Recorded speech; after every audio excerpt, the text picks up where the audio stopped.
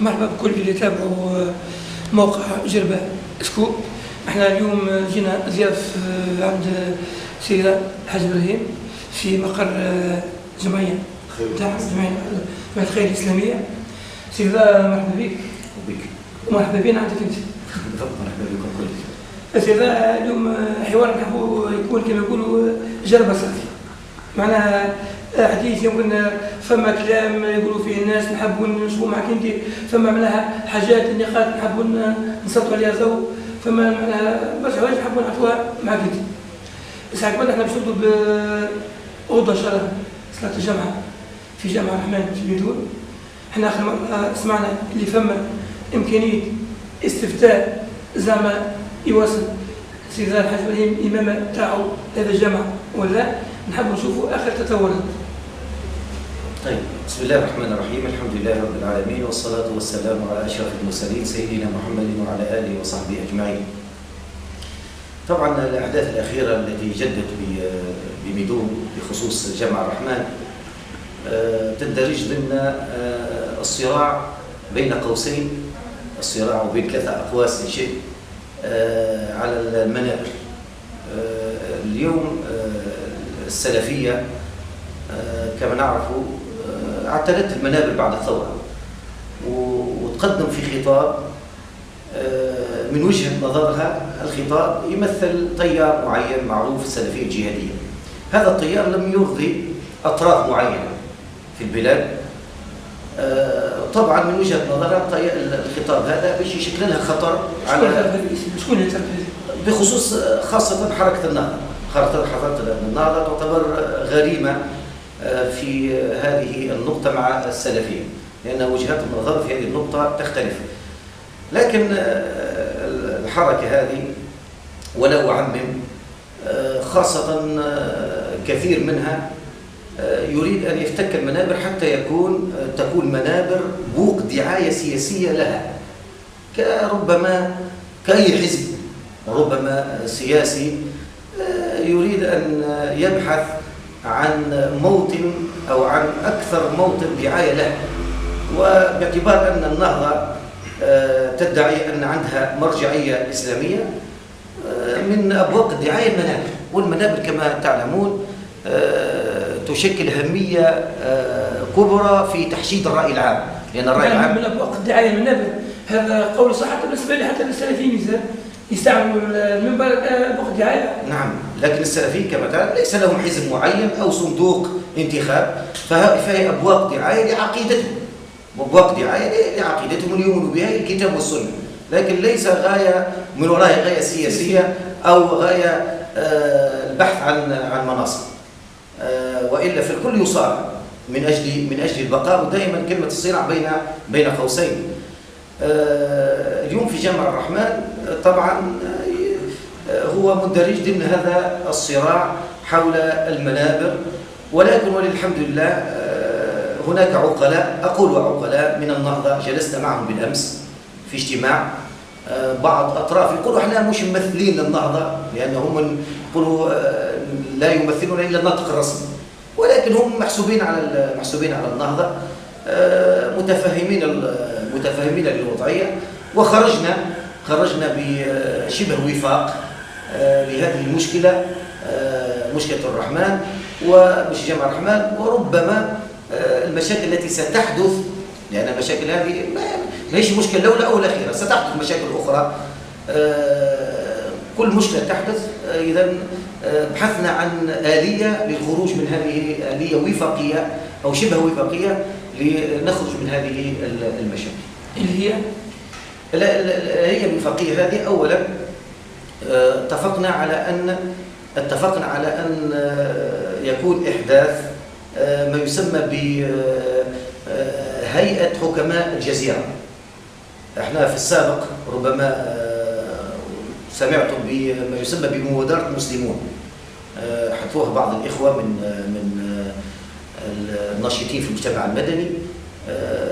هذه المبادرة المسلمون تنص على مبدأ التعايش السلمي بين جميع الأطياف في جزيرة جربة، وإحنا كنا من جملة الممضين عليها والموافقين عليها. جميع الأطياف معناها المسلمين، نعم. اليهود، نعم، جميع الأطياف اللي عايش في جربة إنما يقع التعايش بيناتهم سلمي.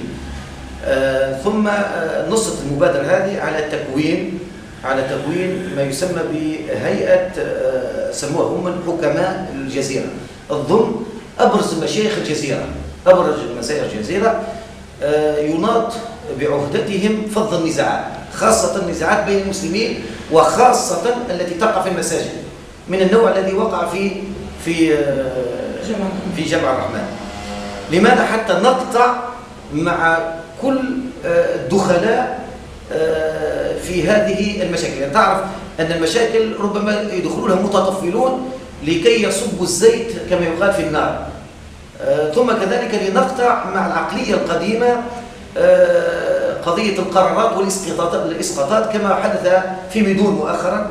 أنا جابوا لي قرار من الوالي على أنه باعتباري أني ما عنديش قرار رسمي وأني وجودي على المنبر وجود غير قانوني، اليوم ثم شكون هو وجوده قانوني باش ياخذ مكانك. أنا قلت لهم رأيي وجودي قانوني لأني أنا طلعت لي الثورة، واليوم في بالي ثماش قرار أقوى مع قرار الله سبحانه وتعالى، ثماش قرار أقوى من قرار الثورة، حتى أن السلطة اللي موجودة هي طلعتها الثورة، بل الثورة سقطت أقوى قانون هو الدستور في البلاد، سقطت الثورة.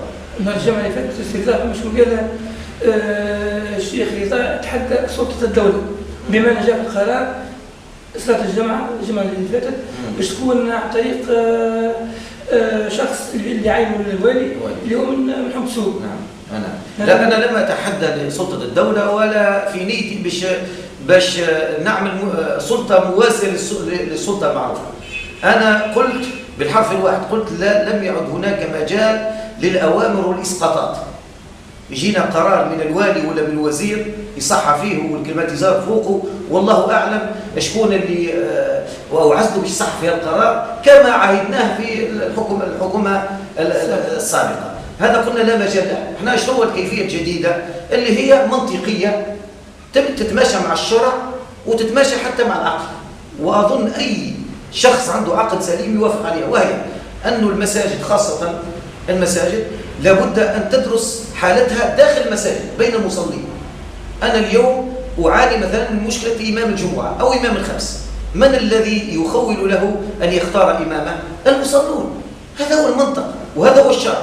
إذن المصلون يختاروا الذي يرتضونه أن يكون إماما لهم، ثم بعد ذلك بعد الاختيار سواء اختيار يكون عن طريق الاستفتاء أو عن طريق مجموعة من العقلاء والعلماء بأي آلية ارتضوهم، ثم يقع رفع هذا قرار المصلين إلى سلطة الإشراف الصادق عليه. وهذا لا أظن أن الدولة تمانع، بل هي صرحت وزارة الشؤون الدينية وزير ذاته صرح بأن القرارات اليوم ترجع للمصلين. بالنسبة لمسألة جامع الرحمن سيدة لجنة الحكماء شنو قررت؟ لا، احنا ما زلنا في إطار تكوين هذه اللجنة. المبادرة مكونة، المبادرة هذه متكونة والحمد لله القانون الأساسي واضح وظيفتها، لكن الآن أنا غير مجرد تسريب للمعلومة أن اللجنة هذه من أهم وظائفها هي أن تأخذ على عاتقها فض النزاعات في المساجد، وربما حتى تعيين بعض الأئمة اللي ترى فيهم الكفاءة. هذا هو. النقطة الثانية اتفقنا عليها كذلك، لابد من تكوين هيئة في المساجد تسهر على رعاية المساجد من جهة صيانتها ومن جهة كذلك الحركة العلمية فيها والدعوية فيها، وكذلك فض النزاعات قبل ما توصل ربما لهيئة الحكماء.